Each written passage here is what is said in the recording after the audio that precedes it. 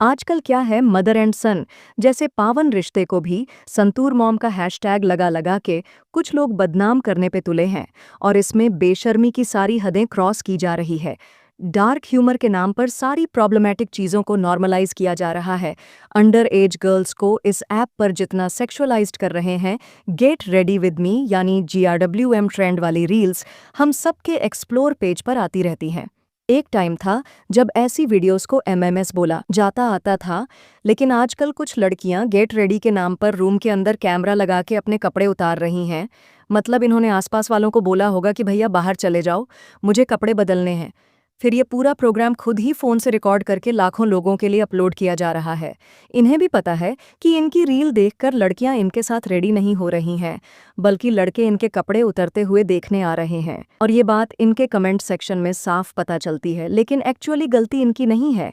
ज़रा इन रील्स के व्यूज़ को देखो, मिलियंस में आते हैं। जब थोड़ी सी स्किन दिखाने पर इतनी अटेंशन और पैसा मिलेगा, तो कोई क्यों पढ़ाई लिखाई करेगा, कोई क्यों मेहनत करके काम करना चाहेगा।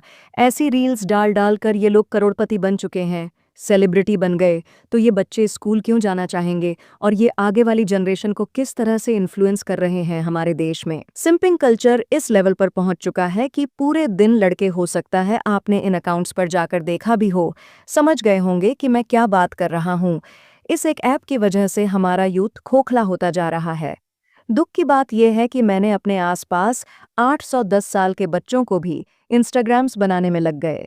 इसी डर की वजह से ऑस्ट्रेलिया में ऑलरेडी एक लॉ बनाया जा रहा है, जिसके बाद 16 साल से कम उम्र के बच्चे सोशल मीडिया यूज़ नहीं कर पाएंगे। मुझे नहीं पता कि इसका इम्प्लीमेंटेशन कैसे होगा, लेकिन ये इंडिया जैसी कंट्री के लिए बेहद ज़रूरी है, क्योंकि हम तो दुनिया की ऑलरेडी सबसे यंग कंट्री है, ऊपर से गरीब।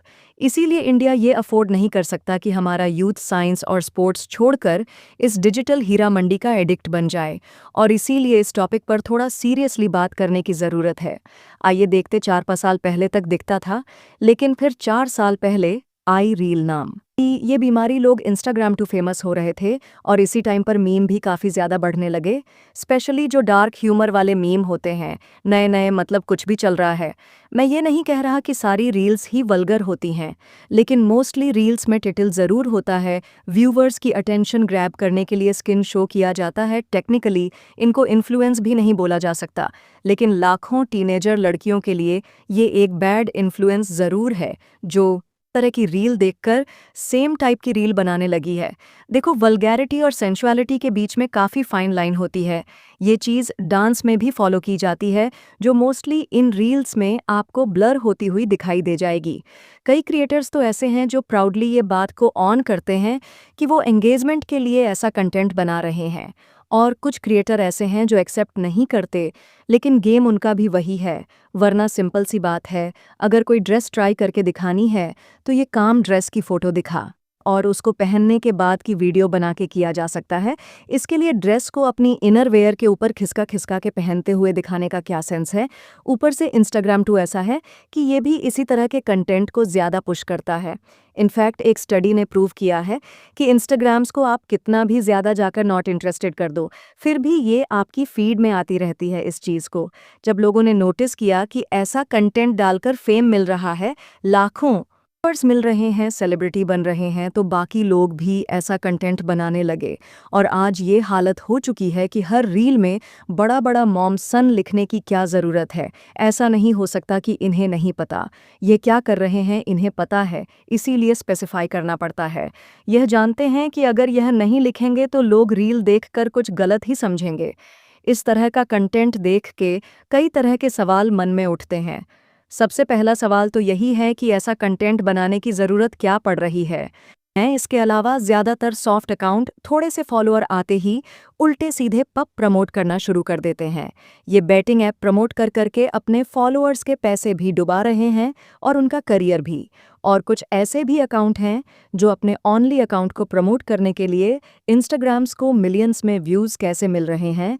मेरा सवाल आप लोगों से कि आप यह सब क्या देख रहे हो। और रील्स पर तो कोई 18+ की रिस्ट्रिक्शन भी नहीं होती, तो यही सारा कंटेंट बच्चे भी देख रहे होंगे। ये सोचने वाली बात है कि हम कैसी जनरेशन को क्रिएट कर रहे हैं। इनफैक्ट ये जो संतूर मॉम अपने बच्चों के साथ कंटेंट बना रही हैं, वो इनके खुद के बच्चों के लिए भी काफ़ी खराब है। मतलब उन बच्चों की सोशल लाइफ क्या होगी, स्कूल में क्या वो बुली नहीं होते होंगे? और अभी तो ये खुशी-खुशी रील बना रहे हैं।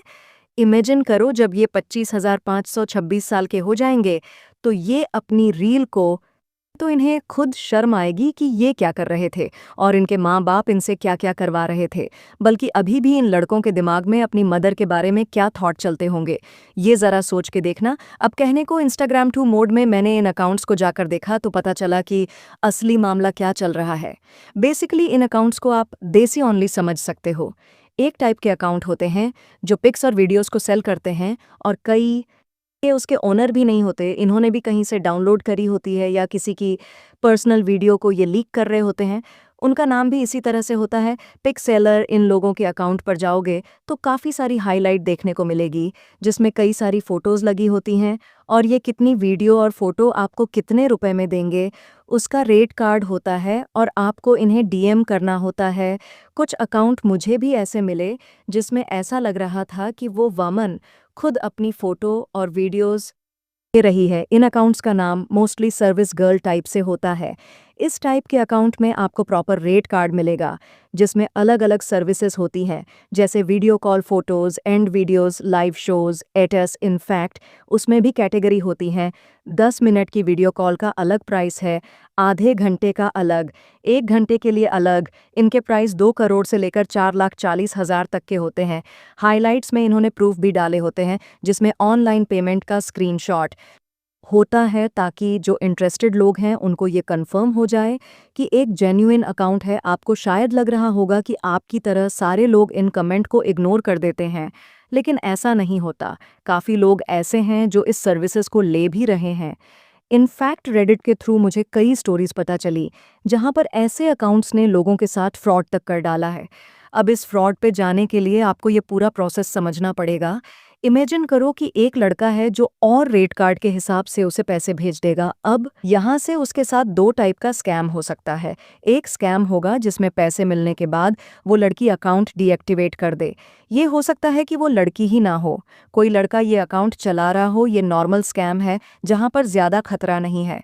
दूसरे टाइप का स्कैम और डेंजर्स है यहाँ पर, वो सच में एक लड़की रियल निकलती है। लड़के को वीडियो कॉल भी आता है, लेकिन उस वीडियो कॉल को रिकॉर्ड कर लिया जाता है जिसमें लड़के का भी फेस दिख रहा हो।